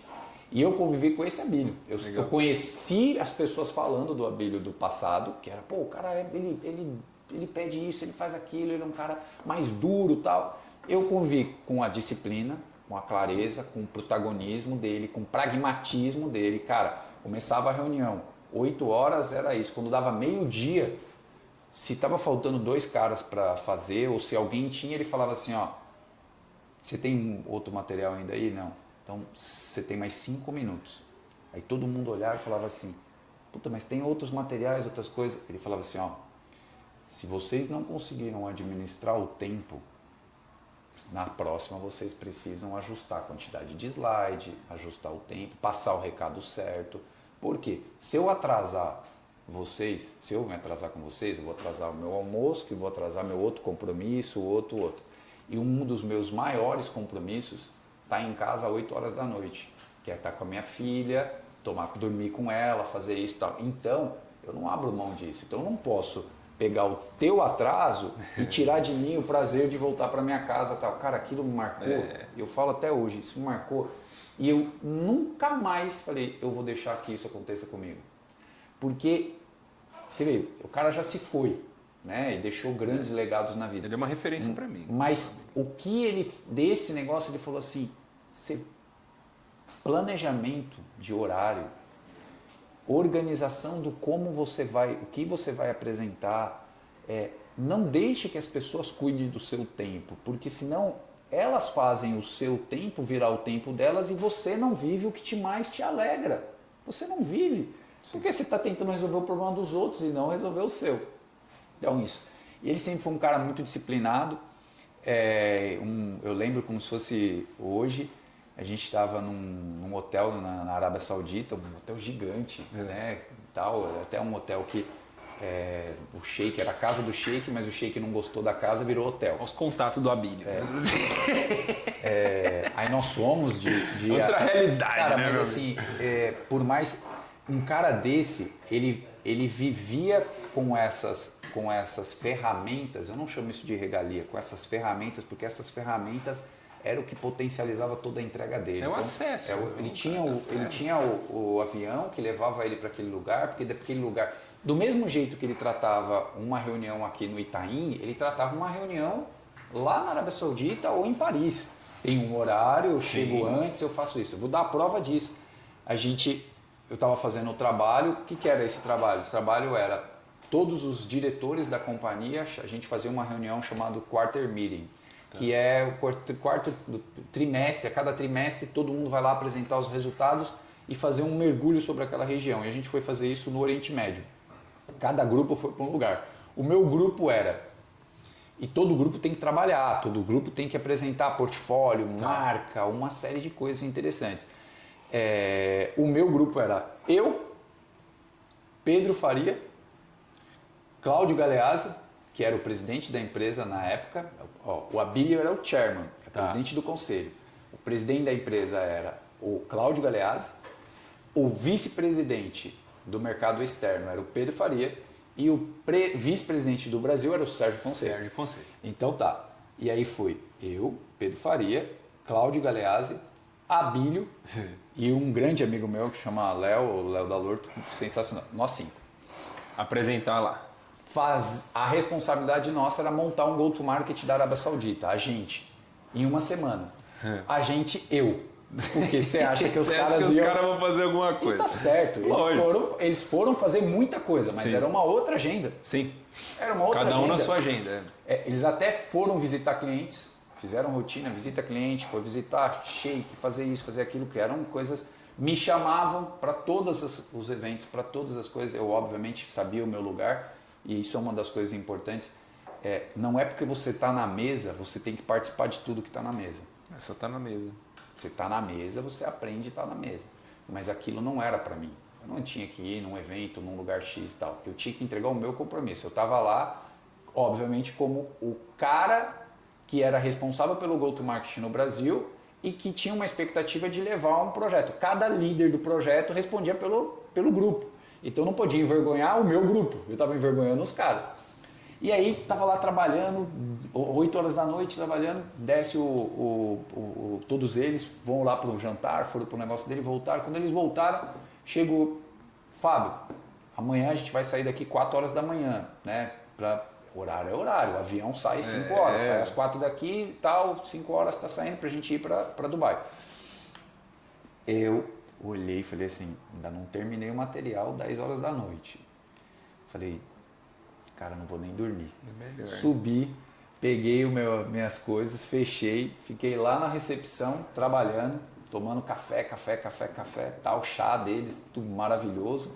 Nunca vendo isso como um problema. Eu não vou dormir. Puta oportunidade. Que puta oportunidade. Eu tô falando com você, eu tô lembrando do ambiente. Você tava no trabalhando, momento. Terminei de trabalhar, deu 4 horas da manhã, abre o elevador assim. Quem desce do elevador? Abílio de mim. 4 horas da manhã. Fez certinho, tal, não sei o que. Olhou e ainda brincou, você não foi dormir, né? Nem não sei o que. Eu falei, não. Falou, tá bom, vamos embora. Aí saímos, fomos embora, viemos para Dubai, chegamos em Dubai, fizemos uma apresentação, foi um sucesso, deu tudo certo. Então eu tenho memórias de que assim, o processo de fusão teve em 3 anos onde a gente tentou fazer com que os melhores processos fossem executados por pessoas que não entendiam como aquilo como o melhor processo. Então mesmo que fosse melhor, como não era visto que foi feito por as pessoas, elas não queriam. E isso perdeu produtividade. Quando chegou o Abílio e o Pedro, o processo, a alta performance e produtividade era foco. Então durante 2 anos foi altíssima alta performance. A gente entregou coisas absurdas, incríveis. O que não fez em 3, fez tudo mais em 2 ali. Em função do Pedro, do Fábio, do Galeazzi, do Sérgio Fonseca. Eu era um instrumento deles ali e estava aprendendo e fazendo. Tinha minhas decisões, as coisas que eu tinha que tocar, mas o maestro, tinha sempre tudo deles ali. Muito bem. Em 2015, o Sérgio já não estava mais, o projeto dele era 1 ano, tal, já mudou, o Pedro assumiu como presidente, o Cláudio Galeazzi saiu, o Pedro assumiu, tal. Eu comecei a assessorar o Pedro, ficar com ele. Você sempre ali, né? Porque era a minha área, eu precisava tocar, tinha chegando muita gente. Tá. Eu fui para a área, eu pedi para ele depois de um período para voltar para a área comercial. Eu já estava 5 anos longe da área comercial. 5 anos? Fazendo um processo de fusão. E aí eu voltei para a área comercial e eu voltei para São Paulo, que estava 11 meses sem bater meta. E eu lembro como se fosse hoje, as coisas que você aprende com a liderança, né? Assim, entenda a dor de verdade das pessoas e fale com elas e puxe elas para fazer aquilo que elas entendem que é o melhor para o todo e tal. E a gente começou, eu fiz uma reunião, botei lá os 300 promotores na sala. Para ouvir a galera. Coloquei os vendedores e todo mundo começou a choramingar de não dá para fazer isso, não dá para fazer aquilo, aquela coisa. E aí eu falei assim, sabe o que não dá? Falei para eles, não dá para admitir que vocês mal se conhecem e estão reclamando. Aí os caras falaram, por quê? Lembro como se fosse hoje. Falei assim, levanta aí o cara responsável pelo Carrefour. Aí levantou o cara, pum, beleza. Agora aponta para mim quem são os promotores que atendem o Carrefour. Eu não sabia. Como é que vai gerenciar o time assim, se o cara não sabe nem quem são as pessoas? Sabia um, outro mais ou menos, nem era o papel dele saber tanto assim.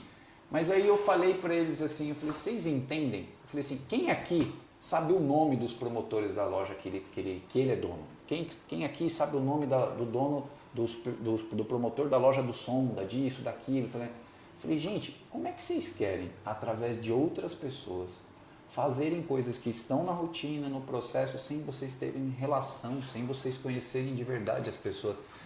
E aí, obviamente, o processo na empresa estava dado. O que precisava era de liderança. Sim. Por isso que eu não fiquei mexendo, porque agora, não. O que aconteceu? Bateu meta no outro mês, no outro. Bateu meta em todos os meses. Você mudou o comportamento da galera. Comportamento das pessoas. Ali tinha muito mais a ver com comportamento, não era com... E aí, em agosto de 2015, cara, eu decidi sair da BRF. Falei, eu já vi que isso funciona. Eu tô afim de fazer do meu jeito, eu entregar um pouco de mim para as coisas. Então eu saí,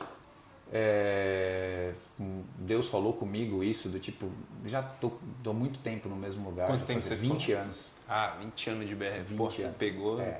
Fiquei muito tempo. Aí eu fui para muita coisa, muitas áreas, passei por várias áreas e tal. Isso me permitiu, de fato, viver a vida como ela é, ter legitimidade. E você trabalhou no coração, né, cara? Na inteligência comercial. Depois eu desci para implementar pricing, desci para implementar, né? Eu fui para Houston para contratar projetos e contratar empresas para implementar pricing aqui. Nós fizemos várias coisas legais. E eu já tinha entendido toda essa cadeia, mas não tinha tocado tudo como o Fábio. E aí eu fui chamado para trabalhar, ser head da Minerva Foods, a maior exportadora de carnes do Brasil, percentualmente. Ela tinha um negócio que era um negócio de vender carne, desossar, vender carne para o mercado externo, para os melhores lugares com a melhor lucratividade. Porém, tem muitos cortes que não vão para fora. O mundo não come picanha, não come uma série de coisas, fica para cá. Só que essa vulnerabilidade, e obviamente o Fernando muito inteligente, esse é um dos caras mais estratégicos que eu já trabalhei na minha vida. Ele era o que na Minerva? Ele era o presidente. Ele era o filho do dono e o cara é muito war, é na cabeça do cara. Como conquistar o mundo, como conquistar o negócio dele. Cara brilhante. Aprendi. Eu acho que eu ajudei ele a entender que marca é importante e ele me ajudou um monte de coisas. E uma dessas eu falo, é esse entendimento das jogadas sincronizadas para você sempre não ser pego pelo teu concorrente de forma... E ele fez isso muito bem, tanto é que hoje, depois de anos, comprou a Marfrig, virou o que virou, gigante. O cara é gigante, o cara é brilhante. Muito bem. Só que naquele momento, eles não tinham uma operação de distribuição. Então eu fui ser o cara para implementar distribuição, que é vender em canais, criar uma área de marketing, de trade marketing, logística para distribuição, todas essas coisas, e vendia carne.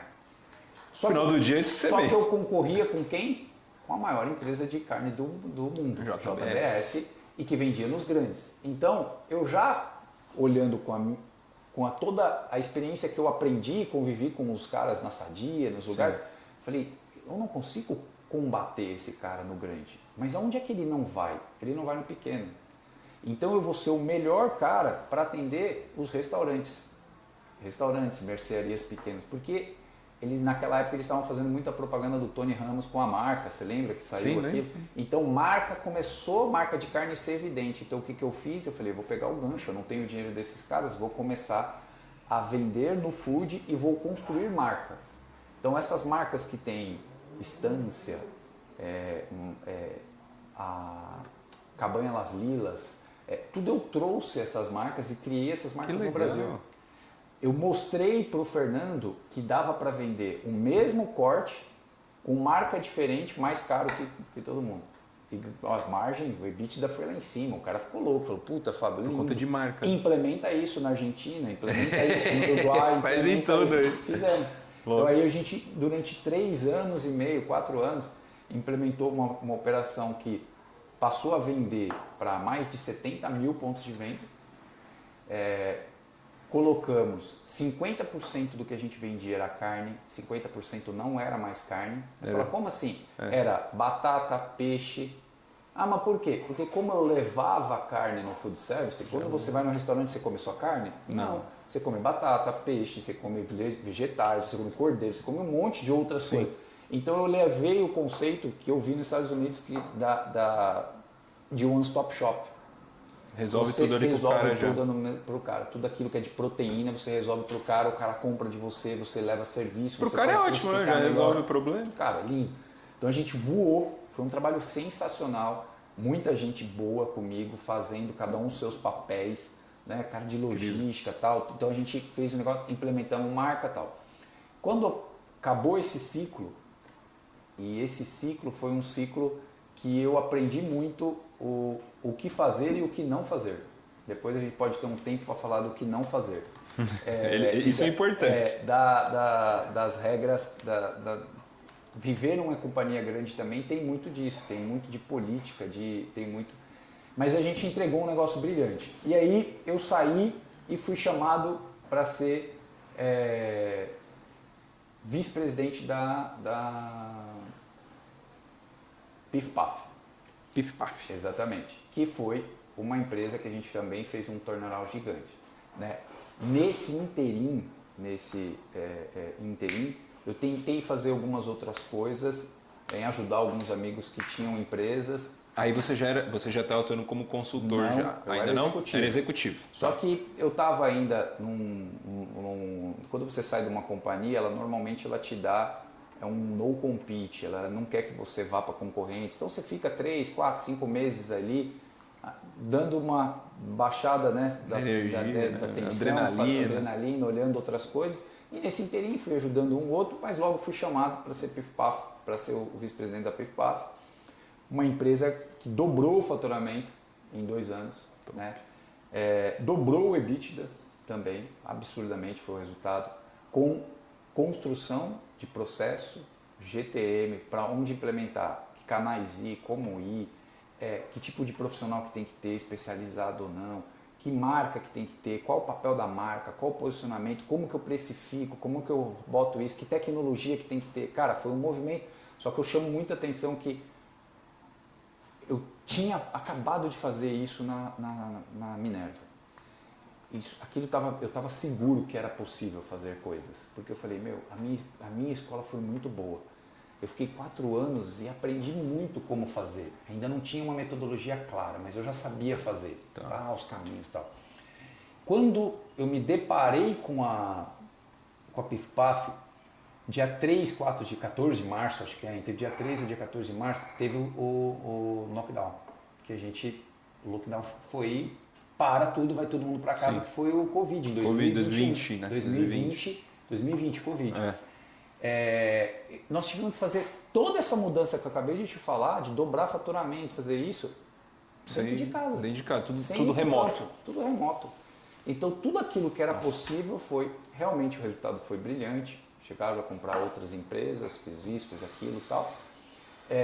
No final de 2 anos, acabou o meu contrato, eu tinha feito um contrato de 2 anos e o caminho que a empresa estava percorrendo não era mais um caminho que me agradava. Né? Queriam ir para outros caminhos, eu falei, tá tudo ótimo, eu como vice-presidente, sou estatutário, tenho que parar, tirei e fui para casa. Você era estatutário.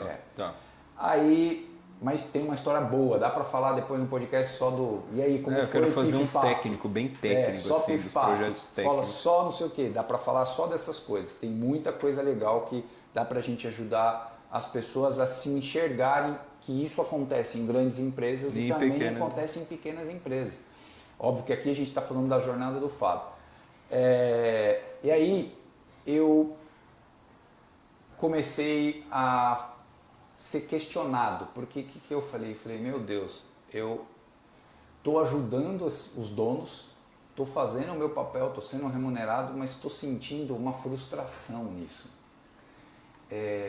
Eu sinto que eu faço, mas eu não sou. Eu trabalho como dono, mas eu não sou dono.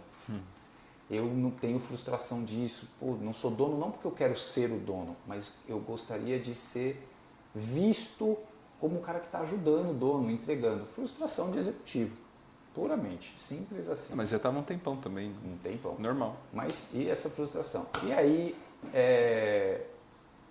virou que eu chamo do deserto, porque 8, 9 meses sem nenhum contato de empresa para ir trabalhar, para ser diretor Você de também não empresa. procurou? Até procurei, sim. Procurei algumas pessoas, procurei. E esse deserto foi claro para me mostrar que o que Deus queria fazer comigo.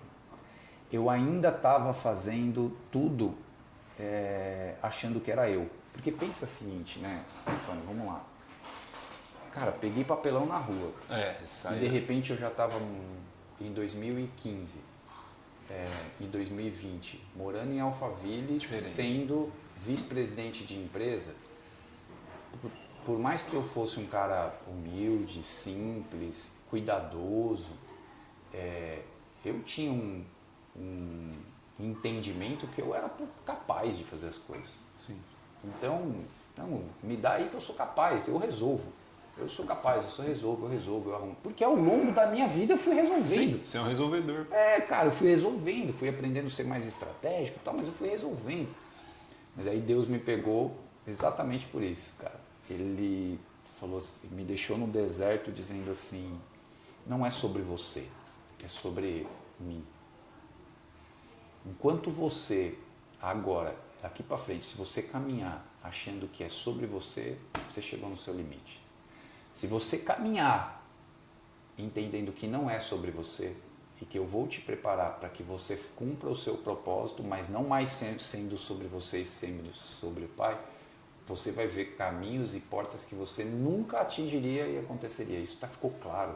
Dormindo, sonhando, acordando e com todas as portas fechadas que eu tive. Eu tive todas as portas fechadas.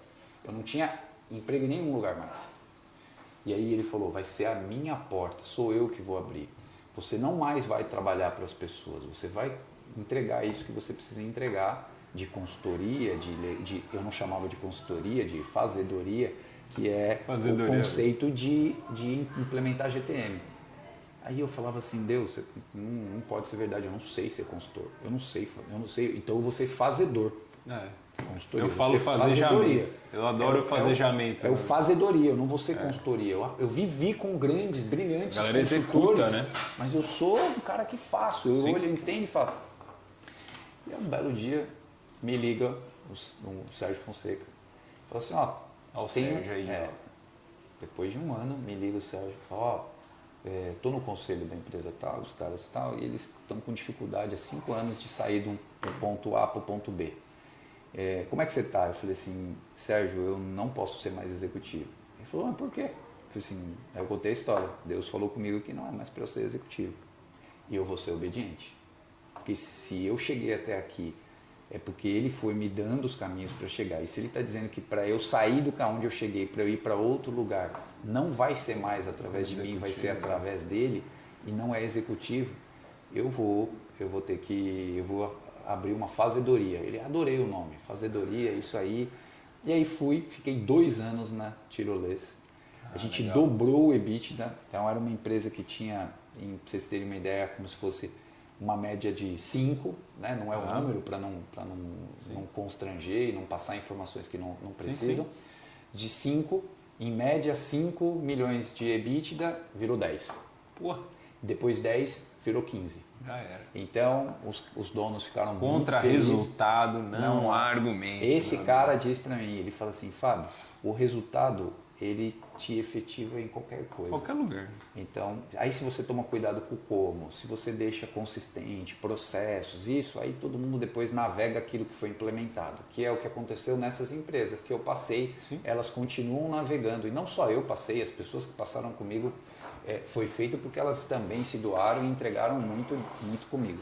Isso aí então foi o seu primeiro, digamos, Primeiro entrada projeto, como projeto. abri a empresa Somoji Company, foi Legal. nesse momento que eu abri. Isso que é? Em 2022, 2022. Somoji Company. E aí eu te falo assim, todo mundo fala assim, Fábio, mas por que você tem tanta certeza que é Deus? Porque de lá para cá eu já fiz implementação de acho que umas 15 empresas, sem site, sem falar no Instagram que eu virei consultor, sem falar no LinkedIn que eu virei consultor, e todas essas empresas vieram atrás de mim. São seus resultados, né, Fábio? São os meus resultados e que Deus falou, vai ser através de mim, não vai ser através de você. Não adianta você ir ficar contando história, fazer, tá tudo bem, é legal, tá tudo bem. Mas eu quero que você saiba que o poder de onde você vai tem a ver comigo, não com você. Interessante. E isso é fundamental quando você chega num momento da sua vida para entender que você é um instrumento.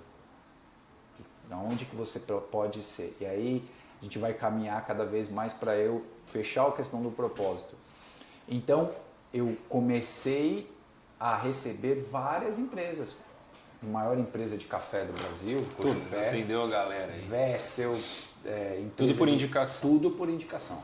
E foi indo, fazendo grandes projetos com esses caras, aumentando minha estrutura, colocando outras pessoas, essas pessoas muito competentes, afim também, no mesmo modelo, mesmo momento, foram fazendo. É legal, né? Porque agora você começa a atender vários setores. Vários setores. Pô, experiência aumenta. É uma universidade, cada vez que eu entro numa empresa dessa, eu aprendo com todos, com diretores novos, com dono novo, com gestor e tal. E aí, nesses últimos 3 anos, eu me aproximei muito mais de Deus, da igreja, da palavra, pedindo para Ele realmente me usar, porque eu estava tendo prova de que era Ele, entendeu, Stefano? Sim. É Ele, não era eu, estava vindo, a forma com as coisas que foram fazendo. E aí eu encontrei um momento o Pedro, que encontrei o Eduardo, e ambos, principalmente o Edu, ele já vinha caminhando há 3 anos, né, com a história do Edu, a história de um empreendedor que fez a marca, vendeu a empresa dele, é um cara de muito sucesso. Você tem o outro cara que é o próprio Pedro, que também construiu o negócio dele, empreendeu, abriu várias unidades, tem um cara de muito resultado. E Deus falando comigo do tipo assim, você está tratando só das grandes empresas. Como é que você começa a fazer isso e ajudar outras mais? Como é que eu ganho escala? E eu não sabia como ganhar escala. Eu falava, eu não sei como eu vou ganhar escala nisso. Digital é um canal. Vou falar, vou vir aqui, né, como eu falei, vou conversar com as pessoas, pode ser um jeito e tal. E aí, em algumas conversas, o Edu, ele me convidou, falou, Fábio, eu tenho um projeto, que é um projeto de ajudar esses 20 milhões de empresários que estão nos ouvindo, que nos ouvem, e falou assim, como eles não passar pelo que eu passei, ou que eles possam passar tendo muito mais sucesso que eu tive, sofrendo menos do que eu sofri, e como é que você vê isso? Aí eu falei, bom, eu vejo que a gente pode fazer isso em escala sim, se a gente implementar, fazer com que tudo aquilo que as grandes empresas, as maiores do mundo, têm de metodologia, conteúdo intelectual, tecnologia, processos, se a gente conseguir envelopar isso de forma mais simples, acessível e onde o áudio e vídeo é igual, porque tem coisa que você consegue falar lá em cima, mas não adianta falar aqui embaixo, porque a pessoa tem que ter ainda caminhos para percorrer e usar aquilo como um instrumento. Tem o nível de consciência também dessa galera, né? Então eu falei, sensacional, eu topo, vamos montar uma metodologia, vamos montar isso, eu vou pegar tudo que eu já fiz como entregas, pilares juntar com esse racional que é o que ele falou, do GHP, né? Exatamente, do gestão high performance, que aí depois eu falei, tem tudo a ver comigo. Gestão high performance da minha história, da minha vida, performance, fiquei apaixonado. E aí falei, bom, ótimo, vamos fazer isso. E a gente começou a trazer isso para as pequenas empresas. E eu entendo que são dois principais pontos nisso, que é justamente o ponto da gente fazer os empresários, a gente montou exatamente o racional de dizer assim, ó, o dono precisa ser gestor. Isso é a primeira quebra de paradigma. E é bem diferente, né? O empreendedor não necessariamente ele é um gestor, cara. A grande maioria ele não é. E é aí que ele se perde. Então, o nosso primeiro produto é como eu deixo de ser um dono para ser gestor. Porque a gente vai ensinar esse cara como é que ele olha para a empresa dele como gestor, porque é assim que funciona nas outras empresas, terem gestores funcionando. Depois que ele passa desse período, como é que ele sai de gestor, dono gestor, ele já é um dono com capacidade de gestor, para ele ter uma visão estratégica, uma visão de negócio. Outra coisa, né? E por último, depois, como é que ele vira empresário? Porque o empresário é o cara que não mais opera o negócio dele. O empresário, ele tem pessoas fazendo para ele. Ele vai na empresa, ele toca, ele faz uma reunião, mas a empresa não anda por causa dele. Esse é o empresário, ela anda. Ele sabe o que é gerir, ele sabe o papel dos seus executivos, ele sabe a estratégia para onde ele está indo, ele cobra as pessoas para fazer. E a ideia é a gente ensinar muita gente através do GHP como cada uma delas. Então tem vários clientes entrando no módulo 1. Bagagem tem. Tem vários nos 2 e vários entrando no módulo 3, que é um módulo onde você já entra com um pouco do que a gente faz nessas grandes empresas, mas num formato um pouco menor. A gente vai fazer, essa aí vai ser a parte 2. Exato. Parte 2 porque a gente pegou até 2022, que foi quando abriu a consultoria. E aí tem esse tempo aqui, porque, nossa, tem muito assunto, dá para gravar vários episódios, adorei. Porque são muitos assuntos técnicos, é muito interessante você pegar um executivo que estava dentro de um negócio gigantesco e traz isso para o pequeno empresário. Porque uma coisa é o cara que vende 100 mil por mês, 200 mil por mês, 300 mil por mês. Né? Fazer isso? Como é que faz? Outra coisa é o cara que vende 50 bi. É muito longe, meu. É muito longe. Tipo assim, como é que você traduz isso para a linguagem? Né? E eu gosto de dizer que é o seguinte, o pequeno empresário, como o grande, mas principalmente o pequeno, ele tem a dor do dono e ele vive muito a dor do dono. Porque é ele que paga, é ele que resolve, é ele que compra, é ele que faz isso, ele faz aquilo. Se você me perguntar assim, mas quais são os riscos disso? Para mim, o principal risco desse cara não é só o risco, o que de fato ele precisa fazer. Ele precisa eliminar o ego dele. A gente falou bastante disso. O ego. O ego fecha os olhos dele, fecha os ouvidos dele. O ego, porque como ele chegou até o ponto A, ele acha que o que ele fez agora é só ele forçar um pouco mais para ir para o ponto B. E não é verdade. Não é porque ele chegou mais forte ou ele chegou mais rápido, mas sim a forma com que ele está entendendo e absorvendo todas essas coisas. E o ego significa ele entender que ele tem pessoas muito melhores que ele e que deveria ter. Isso é fato, porque o sucesso é esse. Ele tem pessoas melhores que ele para fazer coisas que não é mais o papel dele. Sim. E esse é o brilhantismo do negócio. Você fala assim, não, mas o cara da logística, que bom, que aquele cara é sensacional, performance, ele é melhor.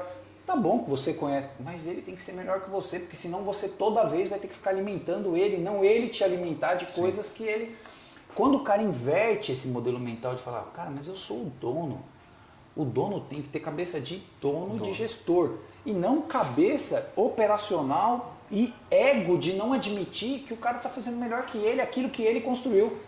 Deixa ele fazer. Deixa, né? Liberta disso. Então, esse movimento a gente vai ajudar muito na consultoria. A gente vai dizer, né, na fazedoria, que a gente chama, na consultoria. Adorei o nome. Fazedoria. E casou comigo que eu falo fazejamento. Muito planejamento e pouco facejamento. Porque o cara precisa ver as coisas acontecendo, né? Eu vejo que assim, se se a gente parar e falar assim, de um grande propósito com tudo isso, é que no final, quando a gente pegar todos esses donos, pequenos donos, e esses pequenos donos conseguirem ter resultados melhores como propósito, vai ser bom. Sim. Mas se eles forem, genuinamente o que eu estou falando, felizes com aquilo que eles estão fazendo, porque a maioria dos empresários, eles até às vezes ganham dinheiro, mas não são felizes.